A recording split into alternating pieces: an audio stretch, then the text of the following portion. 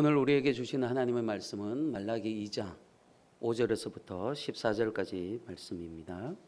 구약성경 1329페이지입니다.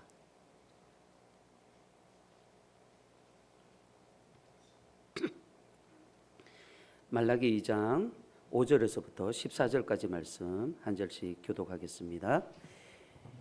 레위와 세운 나의 언약은 생명과 평강의 언약이라.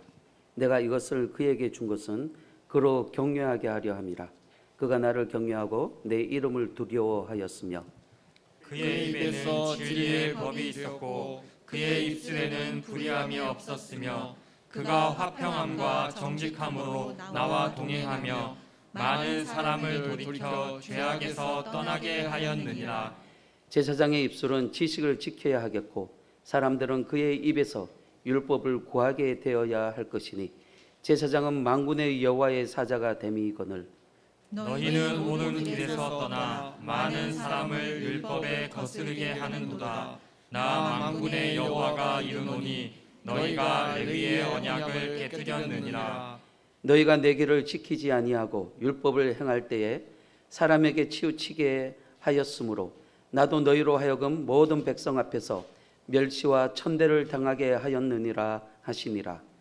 우리는 한 아버지를 가지지 아니하였느냐? 한 하나님께서 지으신 바가 아니냐? 어찌하여 우리 각 사람이 자기 형제에게 거짓을 행하여 우리 조상들의 언약을 욕되게 하느냐?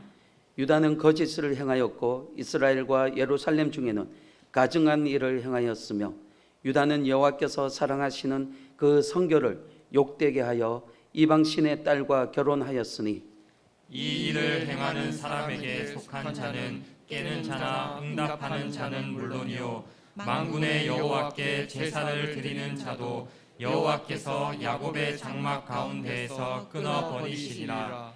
너희가 이런 일도 행하나니 곧 눈물과 울음과 탄식으로 여호와의 제단을 가리게 하는도다. 그러므로 여호와께서 다시는 너희의 봉헌물을 돌아보지도 아니하시며 그것을 너희 손에서 기꺼이 받지도 아니하시거늘 너희는 이르기를 어찌 됨이니까 하는도다. 이는 너와 내가 어려서 맞이한 아내 사이에 여호와께서 증인이 되시기 때문이라. 그는 내 짝이요 너와 선약한 아내로되 내가 그에게 거짓을 행하였도다. 아멘. 이 시간 담임 목사님 나오셔서 왜 예배 기도를 안 받으십니까? 라는 말씀으로 말씀 선포할 때 많은 은혜 받으시길 바랍니다.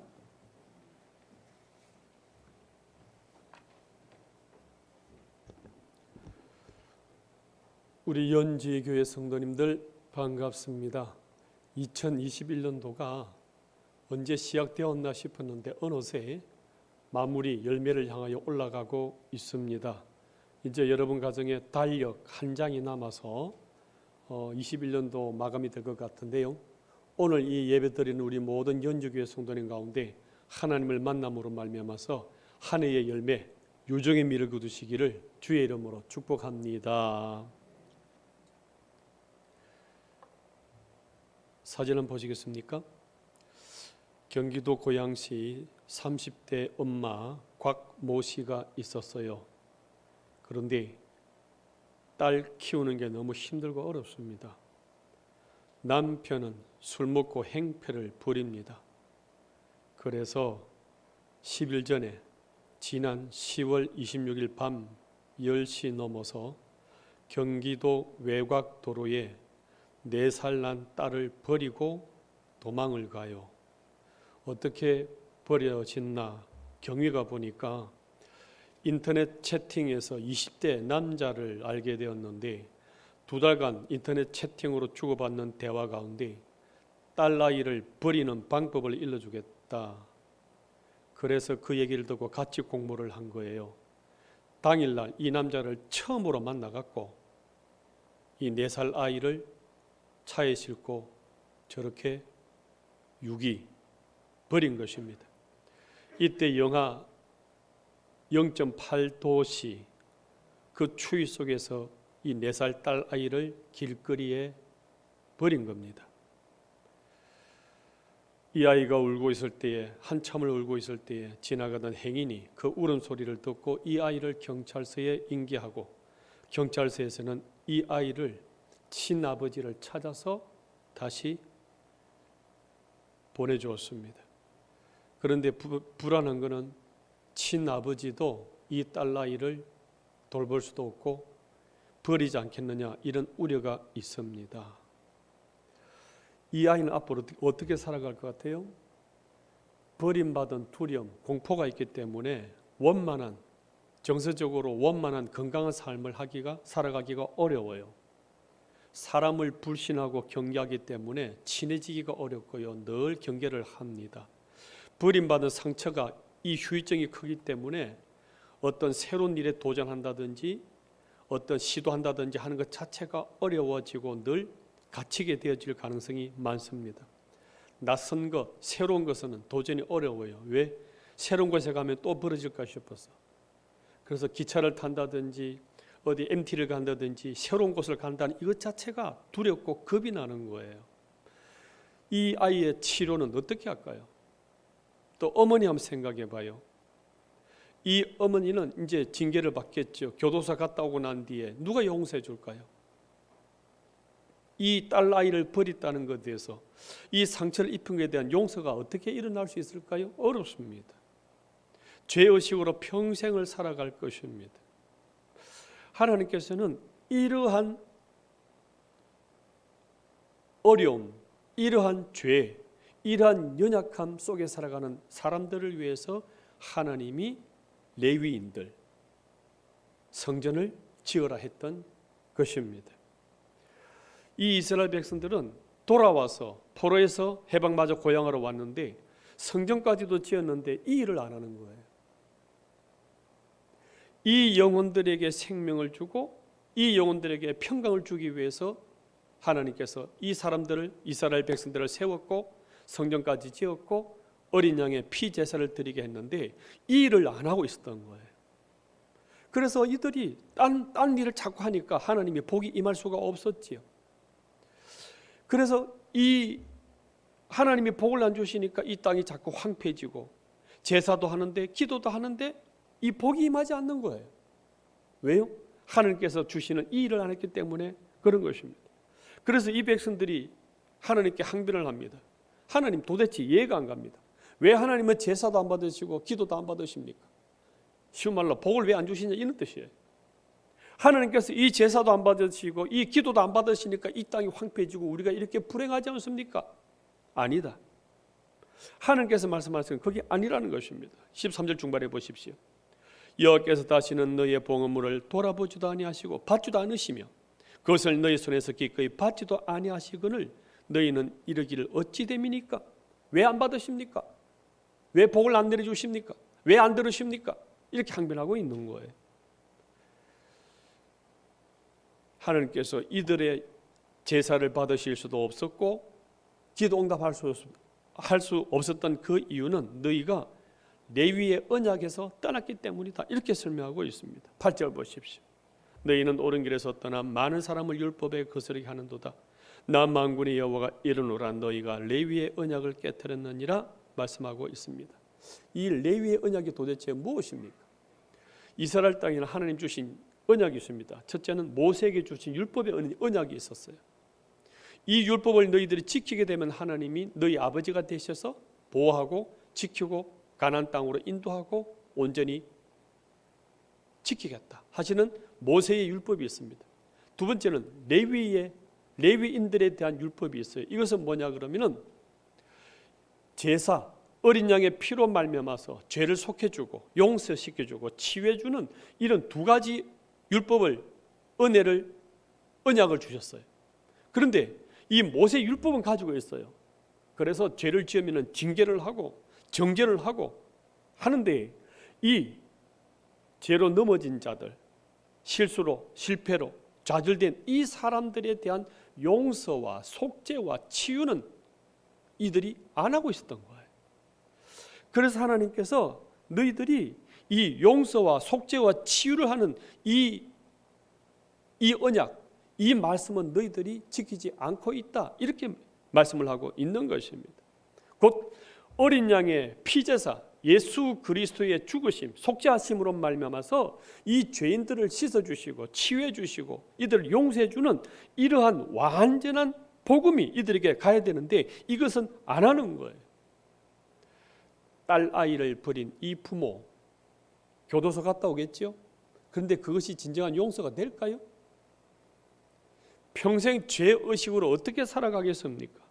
이 버려진 아이에 대한 이 치유, 이 위로, 이를 보듬는 일은 누가 하겠습니까? 예수 그리스도께서 이에게 속죄를 주시고 위로를 주시고 치유를 주시고 회복을 주실 수 있는데 이 일을 안 하는 거예요. 이 말씀을 저버린 거예요. 그래서 하나님께서 이들에게 내가 너희들의 예배도 기도도 받을 수가 없고 복도 내릴 수가 없다 이렇게 말씀하고 있습니다. 5절 말씀 한번 보시겠습니까? 어떤 언약인지 같이 읽습니다. 시작. 레위와 세운 나의 언약은 생명과 평강의 언약이라. 예수님이 우리에게 주신 것은 생명과 평강이에요.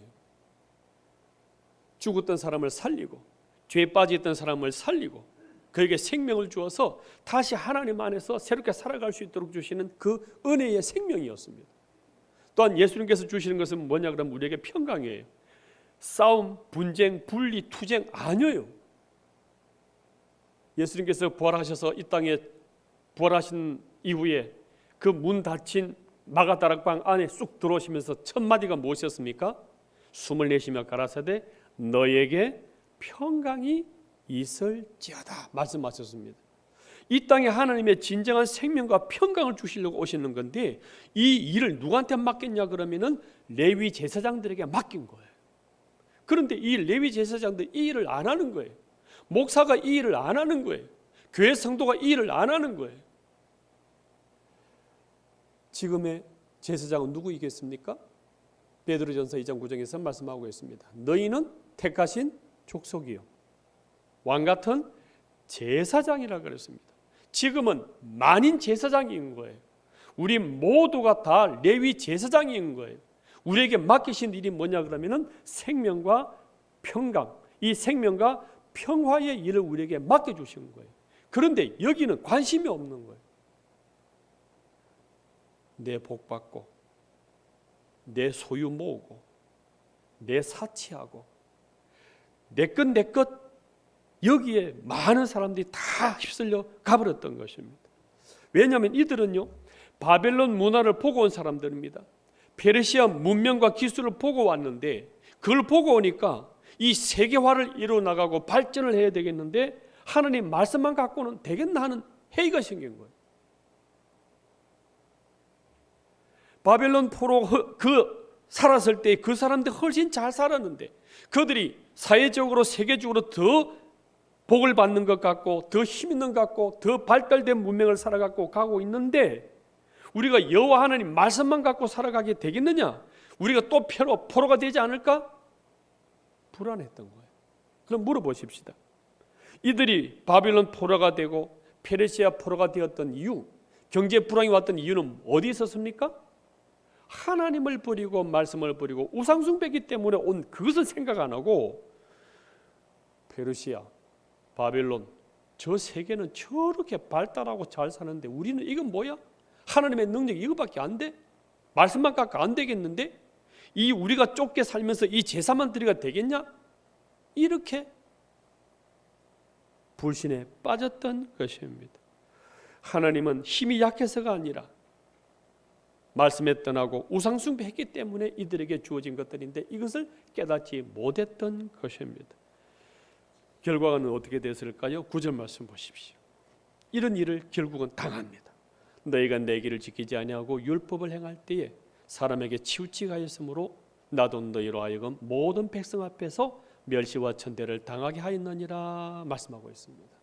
결국 이들이 당한 것은 엘리 제사장처럼 자녀가 죽어지고 저주를 받고 언약궤가 빼앗기고 밑에 자녀들이 대를 잇지 못하는 그런 멸문지화의 가정으로 전락되어 버립니다. 왜요? 말씀을 무시하고 하나님 주신 이 일을 안 했기 때문에 그런 것입니다. 하나님 떠나니까, 말씀 떠나니까, 하나님의 보호를 못 받으니까 세상 마귀에 당했던 것입니다. 그래서 2절에 보시게 되면요, 복이 저주가 되었다 이런 말씀하세요. 하나님 우리에게 말씀의 복을 주셨고 이 세상을 살리고 섬길 수 있는 이 복을 주셨는데 그 일을 안 하니까 이게 복이 저주가 되어버리는 거예요. 이게 성도의 귀한 사명이라는 겁니다. 그래서 이때 이후로 하나님 완전히 떠나버리세요. 예수님 오시기까지 400년간 말씀 한 무대도 주시지 않고요, 찾아오시지도 않고요, 그대로 영적 암흑기에 쑥 늪에 빠져버립니다. 이렇게 이 레위의 언약, 생명과 평화의 이 복음을 가지고 있다는 게 얼마나 귀한 것인가를 알아야 되는데 이 생명과 평화의 이 복음을 무시해버리는 거예요. 그래서 결국은 400년간의 그 암흑시대로 쑥 늪에 빠져버렸던 것입니다. 저와 여러분들은 하나님이 말씀을 주실 때에 이 예배가 들어지고 있는 이때에 이 하나님 말씀 잡으시고 하나님께 나아가시는 저와 여러분 되시기를 주의 이름으로 축복합니다. 두 번째는요, 이들이 가정을 파괴했어요. 가정을 세우지 않았기 때문에 그렇습니다. 11절 말씀 보십시오. 유다는 거짓을 행하였고 이스라엘과 예루살렘 중에는 가증한 일을 행하였으며 유다는 여호와께서 사랑하시는 그 성결을 욕되게 하여 이방신의 딸과 결혼했으니 말씀하고 있습니다. 이 가정을 말씀으로 세우지 않고 이 가정을 파괴한 거예요. 폭력과 이혼으로 아내의 눈물 흘리게 한 거예요. 어느 정도인지 보십시오. 13절. 너희가 이런 일도 행하였나니 곧 아내의 눈물, 울음, 탄식으로 여호와의 제단을 가리게 하는도다. 그러므로 여호와께서 다시는 너희의 봉헌물을 돌아보지도 아니하시며 그것을 너희 손에서 기꺼이 받지도 아니하시거늘. 너가 가정을 그렇게 세우지도 않고 가정을 파괴해가 가정을 황폐하게 해놓고 너희들이 어떻게 하나님께 나오시냐는 거예요. 16절을 보시게 되면 옷으로 학대를 가리고 있단 말이에요. 폭력을 행하고 다 상처내놓고 옷으로 가리고 우리 가정이 행복해, 우리 가정 잘 살고 있는 거야, 이렇게 위장하고 있다, 이렇게 말씀하고 있습니다. 누구부터 이런 가정을 그렇게 했을까요? 누구부터 이 가정을 무시하고 이 가정을 살리지 않았을까요? 지도자입니다. 에스라 9장 2절 보십시오. 그들의 딸을 맞이하여 아내와 며느리로 삼아 거룩한 자손이 그 지방 사람들과 서로 섞이가 있는데 이방 결혼했다는 얘기입니다. 방백, 고간, 들이 이 이방 결혼의 죄에 더욱 어뜸이 되었다 하는지라. 10장 18절. 제사장이 무리 중에 이방 여인을, 제사장 집안에서도 이 이방 결혼이 그냥 빈번 일어나고 있었던 거예요. 예수와 자손 중 요사닥의 아들과 그의 형제 마세야, 이런 제사장들도 이방 결혼으로 들어가 버리니까 엉망이 되어버린 것입니다.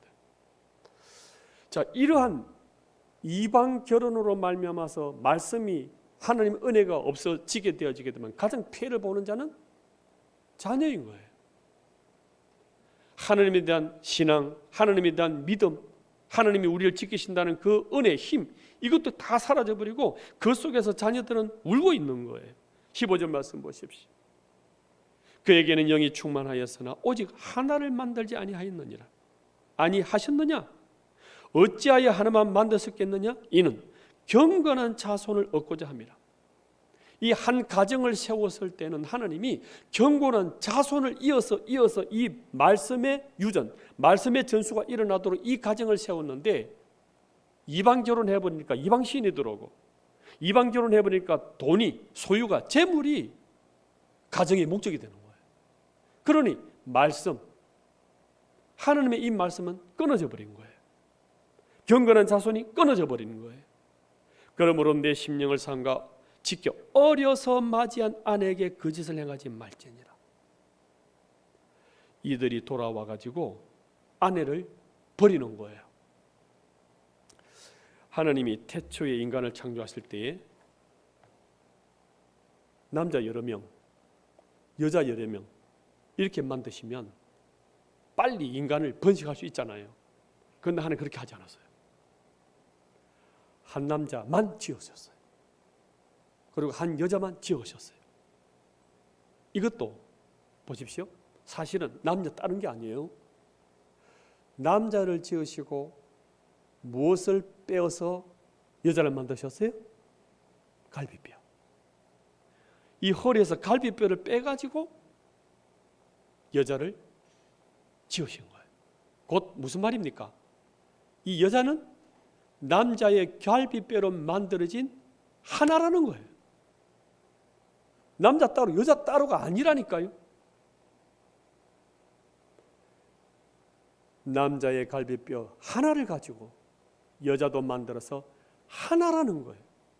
이렇게 하나로 만드셔가지고 하나님 안에서 하나로 살아가도록 연합하도록 또 이 가정 전체가 하나가 되어가지고 이혼 못하게 나누지 못하게 하나라는 거예요. 물론 이혼을 허용하는 두세 가지 경우는 있습니다. 그러나 하나님의 목적은 하나가 되는 거예요. 이 하나된 사랑 안에서 말씀 안에서 한 성령 안에서 이 가정을 꾸려나가는, 그래서 이 가정으로 말미암아서 다시 복음이 말씀이 전수되어지고 이 사회를 변화시켜 나가는 이 가정으로 하나님이 세워주셨는데 이 가정을 무시한 거예요. 교회는 말씀의 씨를 뿌리는 곳이에요. 그럼 가정은 뭘까요? 그 말씀의 씨앗이 잘 들어가도록 밭을 고르는 곳이 가정이에요. 이 말씀이 역사하고 말씀이 힘이 되고 말씀이 인도해 나가는 그 밭이 가정인데 이 말씀이 떨어져도 말씀이 전거되어져도 전수가 안 되는 거예요. 혹시 이런 평을 받는 사람이 있습니까? 저 아저씨, 저 집사님 믿음은 좋은데 가정은 별로더라. 그것은요, 믿음은 좋은데 가정이 별로가 아니라 믿음이 안 좋은 거예요. 이 가정을 말씀으로 기도로 사랑으로 잘 가꾸지 못하고 있다면 그것은 믿음이 안 좋은 거예요. 잘못된 거예요. 가정을 잃으면 다 잃는 거예요. 이 가정의 온상에다가 하나님께서 말씀과 예배와 제사와 복과 은혜를 다 주셨는데 이것을 무시했기 때문에 하나님께서는 그 제사 받을 수가 없다. 또한 그 기도 받을 수가 없다. 이렇게 되어 있는 거예요. 그럼 한번 이렇게 물어보십시다. 이들이 이스라엘 땅으로 귀환을 했어요. 고향 땅에 돌아왔어요. 돌아와서 왜 이방 여자들과 결혼하고 또 있는 조강지처는 버리고 이방 여자들 취해서 결혼했을까요?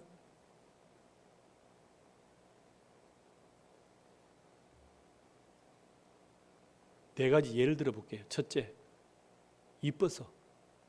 두 번째, 우상, 신을 따르기 위해서. 세 번째, 돈, 재산 때문에. 네 번째, 과시. 이렇게 많이 거느리고 있다. 자랑하려고요? 이들은 돈, 재산 때문이었어요. 귀환을 해보니까 이 고향 땅은 이미 그 이방 외국인들이 다 차지하고 있고요. 경제권을 그들이 쥐고 있는 거예요. 70년 전에 내 땅, 내 소유 말을 해봐야 찾을 수가 없는 거예요. 그래서 잃어버린 땅과 재산을 찾으려고 하니까 힘은 없고 방법은 그 집의 사위로 들어가는 수밖에 없는 거예요. 그래서 이 돈 재산을 다시 찾으려 하니까 이 여자들, 이방 여자들 속에 들어가서 하게 된 거예요. 또한 지금 국제화 시대입니다. 지금 문을 열고 세계로 향해 나아가야 되는데 이 세계를 나아가려고 그러면 국제 결혼이 있어야 된다는 거예요. 사랑 가리지 말고 신앙 가리지 말고 국제 결혼하면 어떠냐 하는 식으로 이렇게 해서 달러도 외화도 벌어들이라는 이러한 불신앙적인 생각이 이들에게 이방 여자와 결혼하는 일이 벌어졌던 것입니다. 그러니까 재산, 재물이 가정의 주인이 되는 거예요. 또 이 이방 여자를 통해서 들어온 이방 신이 우상이 되는 거예요. 이러다 보니까 말씀, 예배 다 무너졌던 것입니다. 우리는요, 이 재정 문제가 가정을 흔들지 못하도록 여러분 막아주셔야 돼요. 잠시 가난할 수도 있고요, 잠시 부자할 수도 있어요. 그러나 이 경제 문제가 가정의 문제를 일으키지 않도록 여러분들이 허락해서는 아니 되시고 막아야 한다는 것입니다. 지금 한국에는 세계적으로 이런 말이 있어요. 코로나 블루. 자막은 무엇이겠습니까? 이게 무슨 뜻이냐니까 코로나 단어와 블루라는 말 우울하다 이런 뜻인 의미가 있는데 이 우울증 이것이 합쳐진 신조어라는 거예요. 코로나 이 사태가 장기화돼 가다 보니까 우울감이 찾아오고요, 무기력증에 빠지기 시작한 거예요. 그래서 쉽게 짜증내고 쉽게 다투고 쉽게 포기하고, 이것이 더 나아가서 코로나 레드 붉은색으로 분노, 폭발, 가정 불화로 이어져서 이혼이 너무너무 많이 생긴다는 거예요. 블랙, 코로나 블랙. 이 블랙이란 말은 완전히 늪에 빠져버린 어둠 속에. 그래서 분노 조절 장애로 살아가는 거예요. 절망, 무기력 상태에 쑥 빠져가지고 못 헤어나는 거예요. 이게 지금 코로나 블루, 코로나 블랙 이런 현상까지 오게 된 거예요. 이런 데서 우리는 이 문제로 말미암아서 우리 가정이 깨어지고 우리 자녀가, 우리 아내 남편이 흔들리고 깨어지는 것을 막아야 한다는 것입니다. 뱀이 하와 유혹을 해서 그 에덴의 가정을 무너뜨렸던 것처럼 지금도 이 사탄은 저와 여러분 가정을 계속 흔들고 무너뜨릴 것입니다. 사랑으로, 복음으로, 하나님 믿음 안에서 이 가정을 이루어야 되는데 이것이 안 되다 보니까 돈 보고 결혼했기 때문에 돈 사라지면 이혼하는 거예요. 외모 보고 학력 보고 뭔가 좀 자랑할 것 같은, 뭔가 과시할 수 있는 것 같은 이런 것 보고 결혼하다 보니까 이게 사라지니까 나이 드니까 이혼해버리는 거예요. 하나님께서 말씀하십니다. 하나님 안에서 말씀으로, 복음으로 그 가정을 이루고 이 말씀으로 자녀를 키우라, 이렇게 말씀하고 있는 것입니다. 사진 한번 보실까요? 어느 가정이 행복할까요? 여러분 가정 어떻습니까?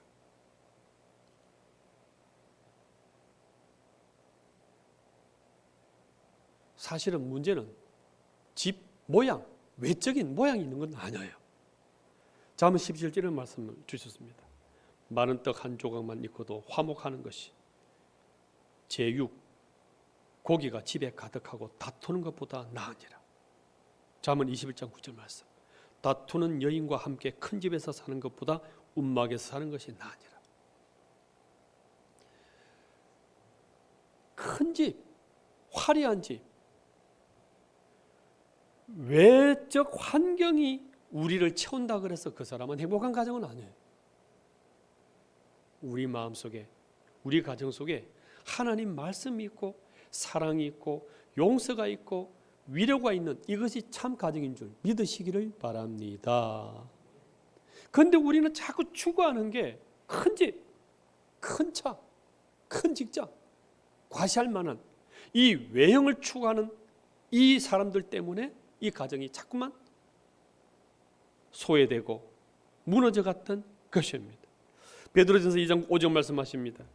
너희도 산돌같이 신령한 집으로 세워지고 예수 그리스도로 말미암아 하나님이 기쁘게 받으실 신령한 제사를 드릴 거룩한 영적 제사장이 될지니라 말씀하고 있습니다. 그래서 하나님의 말씀이 흐르고 예배가 흐르고 은혜가 흘러서 이 모든 것을 인도해 나가는 제사장 역할로 해 나가는 그 일, 제사장 일로 해 나가는 그 자녀, 제사장 일로 해 나가는 그 가정, 그때 참 기쁨이, 행복이, 은혜가 임한다, 이렇게 말씀하고 있는 것입니다. 그래서 이들은 출애굽할 때 그 장막 안에서부터 이 말씀을 가정 속에 텐트 안에서부터 가르치기 시작했어요. 40년간 계속 떠돌면서 그들이 이 텐트 장막 안에서 했던 것은 뭐냐 하면 밤새도록 같이 누워가지고 하나님이 왜 홍해 앞바다로 가게 하셨을까? 그럼 이 자녀들이 얘기하는 거예요. 그 바닷물이 있어서 뒤에 애국 군대는 쫓아오고 있는데 죽으라고 그랬나요? 근데 바닷물이 열렸지. 왜 홍해에 가뒀다가 하나님은 이 홍해를 갈라뜨려서 또 기적을 보게 하셨을까? 그래요. 우리 하나님은 살아계신 하나님. 막혔던 것도 풀어주시는 하나님. 얽혔던 것도 풀어주시는 하나님. 우리를 살게 해주시는 하나님. 이렇게 말씀을 가르치고 말씀을 전수해 나가는 그러한 가정, 그러한 텐트 장막으로 이렇게 살아오게 하셨던 거예요. 그래서 저녁마다 그 텐트 안에서 소곤소곤 하는 이 말씀을 나누고 말씀을 가르치는 이런 부분들이 이 자녀를 이끌어 오게 된 것이었어요. 그런데 이것이 사라져 버리니까 하나님에 대한 말씀에 대한 예배에 대한 이것이 사라져 버리니까 전부 다 잃어버리게 되었다는 것입니다. 저와 여러분도 오늘부터 복이 넘치는 천국의 가정으로 새롭게 꾸며 나가시는 우리 연적의 모든 성도님 다 되시기를 예수님 이름으로 축복합니다. 찬송가 427장 우리 찬양하시겠습니다.